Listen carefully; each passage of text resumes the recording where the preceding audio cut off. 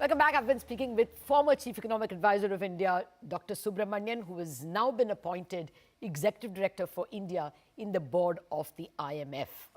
Dr. Subramanian, thank you very much for waiting patiently. Well, let me come to the two external bugbears as I see it. One is that it looks like, there are several experts who say the Fed may have to take the Fed funds rate well up to 4%, at least, though the market now thinks it's probably 3.5, 3.75. And plus, crude is not really climbing down. Okay, it's not 120, 130, but it still seems to linger at the three-digit mark. Do you think these two can pose both an inflation and a growth threat? First, an inflation threat. Reserve Bank will have to respond if the currency is facing this interest rate differential, no? So here, Lata, I actually was looking at, some of the data and analyzing it carefully. As we all obviously appreciate, the exchange rate is affected by many factors. But when you sort of put it through a careful analysis, what turns out is that it is actually the inflation differential that affects the exchange rate depreciation far more than the interest rate differential. And I'm not sort of ignoring the fact that the interest rate differential could in fact be impacted by the inflation differential through monetary policy. Yes. But for the moment, let's sort of set that aside, that nuanced argument. But I think if you look at the inflation differential, right, I think that we basically have undergone a regime change, especially with the inflation targeting that got implemented, and the fact that globally inflation is going to be higher. So let's look at, if for instance, if you take maybe before 2016, the US inflation would typically have been 1.5 odd percent, and India's inflation historically has been 6.5%. So the differential was about 5%. In contrast, going forward, because of the monetary policy framework, we will be looking at, let's say, about 5% inflation, could be 5.5, but in that range, right? The US actually might be looking at a similar inflation, if not more, in which case the inflation differential does narrow down significantly. Yes. Where is 5% and where is basically about maybe 1% or so. It could possibly be, directionally, or could be opposite as well. That does mean when you look at, in the long run, and what I was telling you was based on analysis of 30 years of data, so 120 quarters. So I think that is something that will start playing up. I don't think market participants have actually focused as much, in my opinion, I could be wrong, on this aspect, but long run, this is something that will matter a lot. Now, I think I've already spoken about the influence of external factors, whether it is the commodity prices or, monetary policy of the Fed. I think we tend to overblow the impact of these on the Indian economy.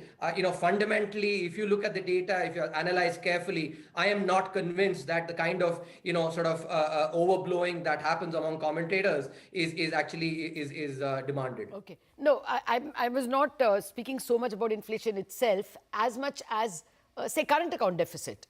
If crude continues at $100, exports are also not doing that well. The last July number, exports grew by only 2% YOY, because there is a recession threat in destination countries. So do you think that current account deficit is a headache for us? Yeah.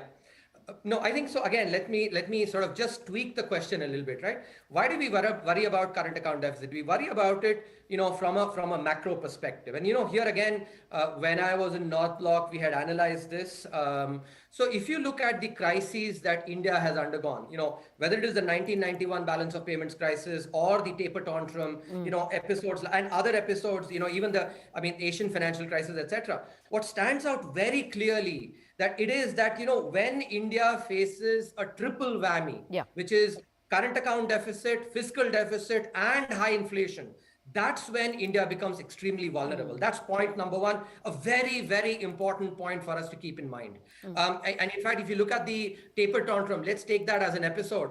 We were actually facing double-digit inflation for 1.5 years, every month, 1.5 years. Current account deficit was close to 6%. And our fiscal deficit was almost 300% of our peer economies. It's these triple whammy that actually led to the external sector problems. Now, I'm not sort of saying that current account deficit is not something that should we should be watching very carefully. Yeah. But again, I want to actually sort of be wise enough to actually to warn viewers to not overblow these things. I think on the fiscal deficit and on inflation fronts, I think we are doing fine. So while and a last point I would say is, when I took over as CA, I had conversations with a lot of people. Very sage policymakers said 2.5 to 3% current account deficit is something that India can take, and so in that sense also, I think we are comfortable. But I would keep, I think you asked an important question. Policymakers need to keep an eye on the current account deficit, but in isolation, it is not as much of a worry as it is when it's combined with high fiscal deficit and with, high inflation as well. Well, I take your point entirely. 2.5%, I think, was our Lakshman Rekha, and maybe 1 year we can take 3% without, shrieking over it, simply because the world is also in the same boat. But fiscal deficit, can you be so confident? I mean, we were at 10.4 in the year of the crisis, COVID crisis. We have come down to only 6.4. Our combined deficit, the stock for the country itself is 90%. That's debt to GDP. A large part of our revenue receipts are going to service interest rates. Is not that a worry? I mean, we don't have elbow room in fisc. No, I'm smiling, Lata, because I thought you would certainly know this. We wrote entire chapter in the economic survey, on this precise aspect. Remember that debt sustainability or debt to GDP ratio is based on the R minus G differential, the difference between the nominal rate of interest and the nominal rate of growth. Okay, and now many people, and I see a lot of incorrect commentary on this.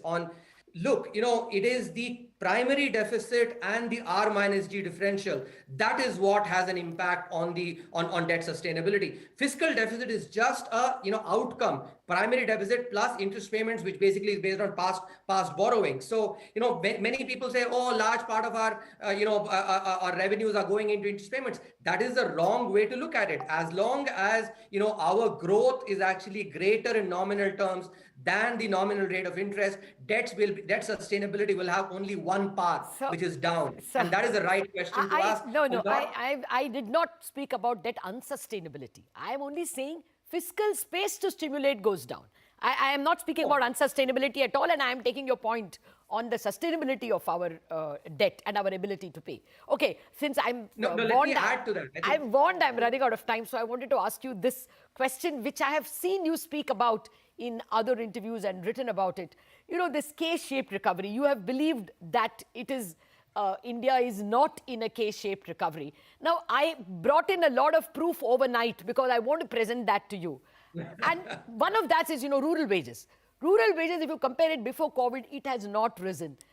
And especially if nominal wages itself has not risen. If you juxtapose it with rural inflation, then real wages have gone down. In urban wages, I was just reading a city report which shows that the large companies' wage bill has done very well. But MSME wage bill is actually showing a lot of pain. And the last proof I want to bring is FMCG companies, Dabur, Marico, Nestle, even Hindustan Unilever are really crying about volumes and the premiumization trend. Mass products are not in demand. Two-wheelers not in demand. Four-wheelers, yes. There is a K. You can't ignore it, can you? I absolutely will ignore it, but I'll tell you why. So I think this is where I think, again, we should be careful, right? Any year, normal year or crisis year, is it ever the case that all sectors of the economy grow at the same rate? Like the 5 fingers in a hand, they're actually different sizes. It is always the case that, that in the economy, different sectors basically grow at different rates. For instance, just, if you take the global financial crisis, the manufacturing sector was, indeed very, very badly affected. Services not as much. Yes. Now, that is a fundamental aspect of any economy. So I actually find it extremely disingenuous to actually call what is basically, at the macro level, a V-shaped recovery by, saying, oh, this sector is growing more, that sector is growing less. That is disingenuous, because that is a fundamental aspect of any economy, and a large economy, a rich economy like us. Can you even expect that actually it will basically have the same uniform growth rates everywhere? I think that is just basically being in a utopian world. So absolutely will say this term is completely misplaced, and a lot of commentators, I think, without understanding it well, bring this up. It has been a V-shaped recovery if you look at the GDP growth, and these kind of features are always there in any economy, in a good year or in a crisis year. Thank you very much, and all the very best from all of us at CNBC TV18. Thank you very much, Lata. Okay, with that, we wrap up this special show. Thank you much for watching.